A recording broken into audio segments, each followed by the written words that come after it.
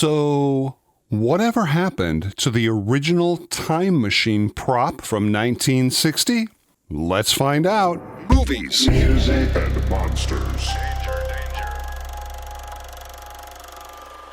Hey guys, Dan Monroe here, talking about movies, music, and monsters.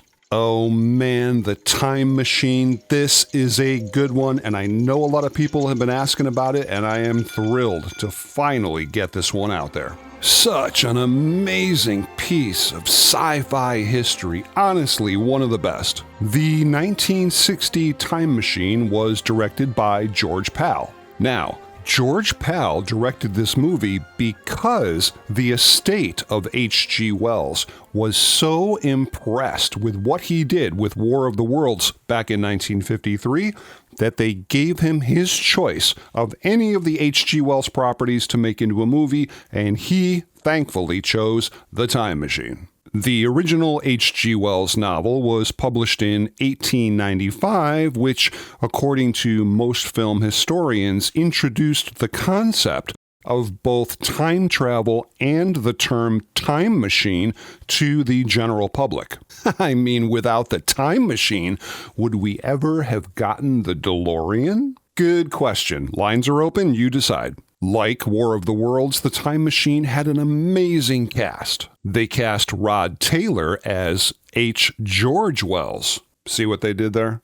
H. George Wells, H.G. Wells. Pretty clever, although in the movie he's simply referred to as George. I was making a movie called World Without End about being trapped in a time warp, and George had acquired the rights from the H.G. Wells estate to make a movie about time travel. Now, the director George Pal initially considered James Mason as the part of George, but later changed his mind and selected Australian actor Rod Taylor to give the character a little bit more of an athletic feel. And, surprisingly, this was Rod Taylor's first lead role in a feature film. I'm positive I'm going to slaughter this name, but Yvette Mignon was cast as Weena, and she had absolutely no acting experience whatsoever. She did a screen test, and George Pal liked it, but MGM hated it and said, get rid of her. But she then did a second screen test, and MGM said, yeah, okay, she can stay.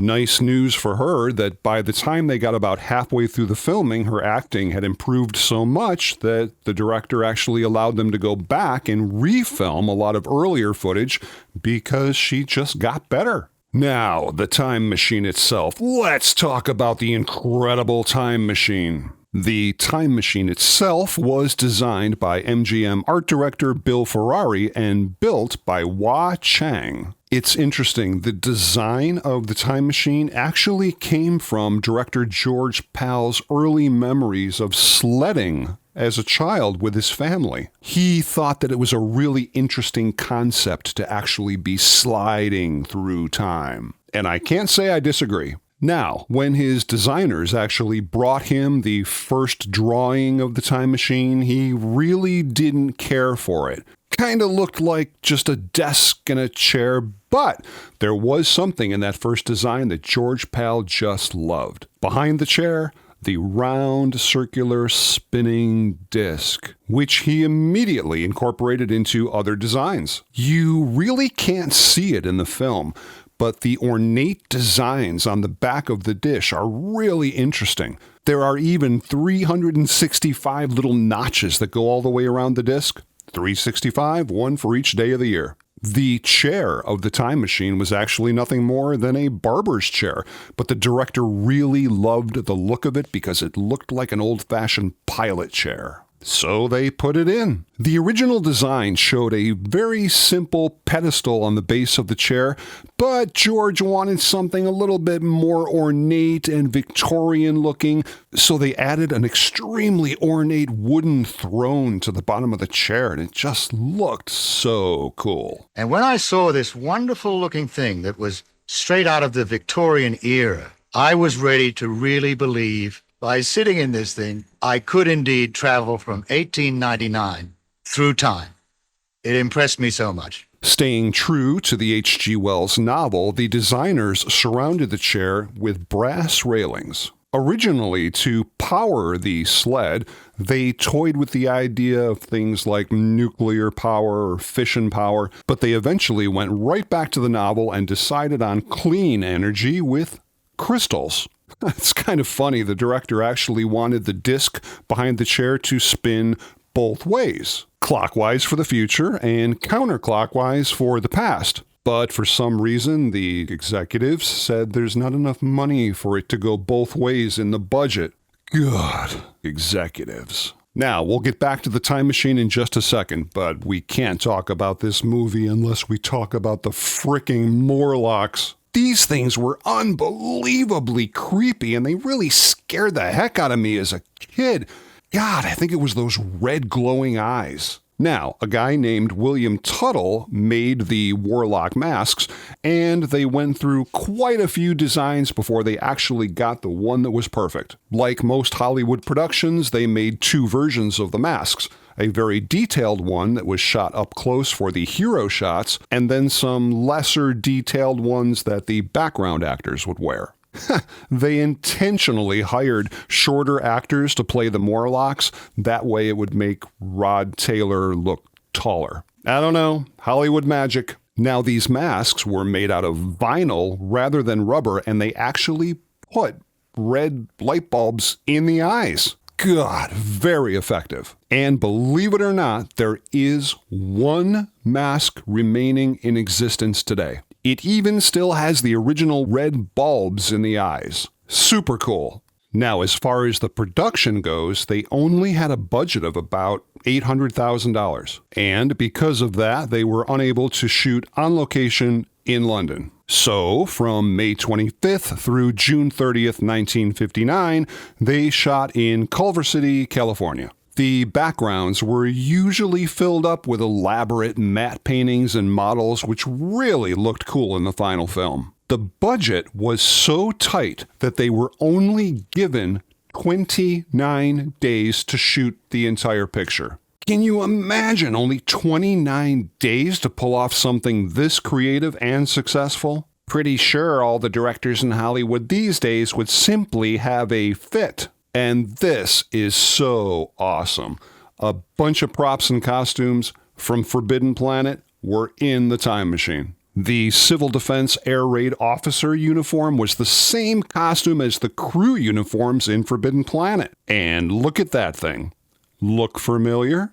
It should. It was the astrogator from the ship from Forbidden Planet. And those really cool shots of all the lava going through the streets of London, well, the lava was, of course, oatmeal, tinted red with food coloring. Movie magic.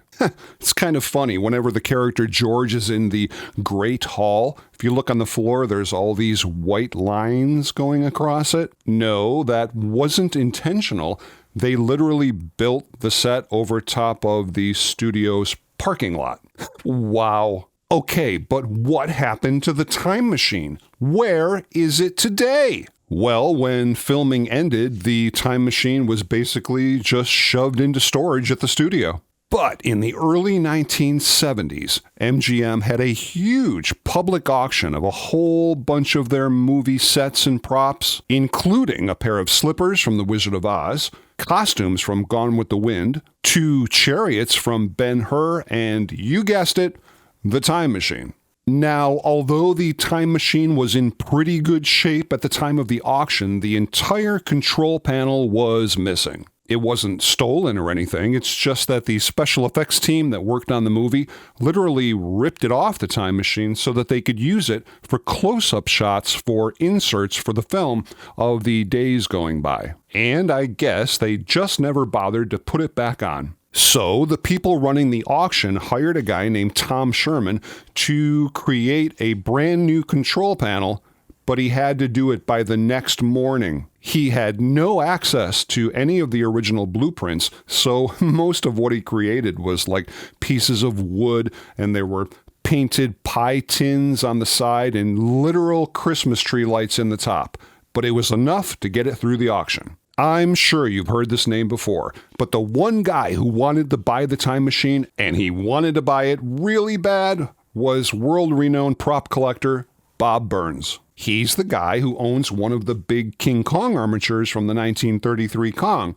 Already did a video on that. Check it out. Link in the description. Anyway, he went to this auction with one goal: buy the time machine, and he scraped together $1,000. But sadly, it just wasn't enough. The time machine went for about 10 grand. Bob was crushed, and he got on the phone with his old friend George Pal, who directed the film, and George said, "Don't worry about it. Eventually, you're going to end up with the time machine. I just feel it."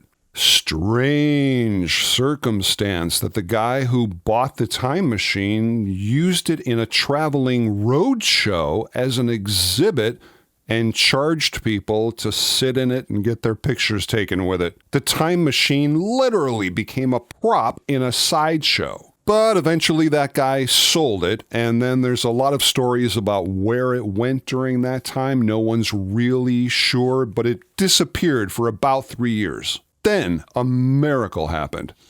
2 friends of Bob Burns called him on the phone and said, "We found it. We found the time machine in a thrift shop in Orange, California." Yes, a thrift shop. My friends did call me about it, and it was at this thrift store, all right. They said it wasn't in the best condition in the world. I was thrilled on one hand to know it existed at all, because I'd heard it was destroyed, who knows what, And they said, well, there are things wrong with it. So Bob got down there as fast as he could and took a look at it. It was in pretty rough shape. The chair was gone. The guy who toured it in the roadshow actually sold it because he thought it was an antique. All the pods were shattered, but the large disc that spins behind the chair was still in perfect condition. And after a bit of haggling with the thrift store owner, Bob offered him the original amount of $1,000. Sold. Bob Burns. The machine was in such bad shape when I got it. We weren't even too sure we could even put it back together, but we figured with the people we had who loved this film so much that they were volunteering their time to do it, and they knew we could do it. What a cool story. But it doesn't end there. Since Bob Burns was friends with George Pal, he called George and got the original blueprints to restore this thing. It took a bit of time, but they managed to restore the time machine to its pristine condition, and it was seen for the first time in public at the Bob Burns annual Halloween show in 1976. Bob, being the collector that he is, also owns the smoking jacket that Rod Taylor used in the film. In the movie Gremlins at the Inventors Convention, you can see the time machine in the background. Some guy sitting in it, and then all of a sudden, poof, it's gone. Pretty clever. But whatever happened to the beautiful miniature time machine that was used in the film? When the film was finished, George took it home to his house. And then the Bel Air fire struck, and George's home was destroyed with all his treasured possessions, and of course this beautifully made little machine.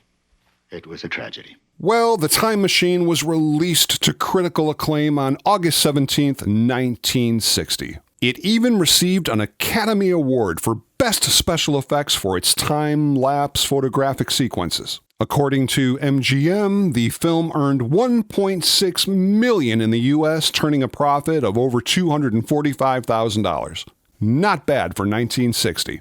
Well, the sci-fi classic The Time Machine was gone, but not forgotten. In 1993, there was a really cool documentary short called Time Machine: The Journey Back. It's awesome because in the final segment of the documentary, Rod Taylor, Ellen Young, and Whit Bissell reprise their roles from the original 1960 film. How cool is that? The original Time Machine prop appeared in an episode of In Search of, and also the PBS TV series Cosmos. And it didn't end there. There's been a ton of reimaginings and remakes. There was a loose adaptation in 1979 called Time After Time, a remake of The Time Machine in 2002 starring Guy Pearce, which was actually pretty darn good. And a lot of people don't know this, but George Pal himself wanted to do a sequel to The Time Machine. How cool would that have been? And it came so close. But that, my friends, is the topic of another video. I really hope you guys enjoyed that brief retrospect on the history of the 1960 Time Machine and where the actual prop ended up. And if you're new to this channel and you like this kind of stuff, please consider subscribing. I have got a whole ton of stuff coming up very soon that I think you guys are really going to dig. As always, if anybody has any questions, drop them down in the comments and I will do my best to try to answer them for you. Believe it or not, I get a ton of comments and questions, and there's only so many hours in the day, but believe me, I do my absolute best to go through as many as I possibly can. So thank you again, and as always, please feel free to stop back anytime as we continue our conversation on movies, music, and monsters. Movies. Music and monsters.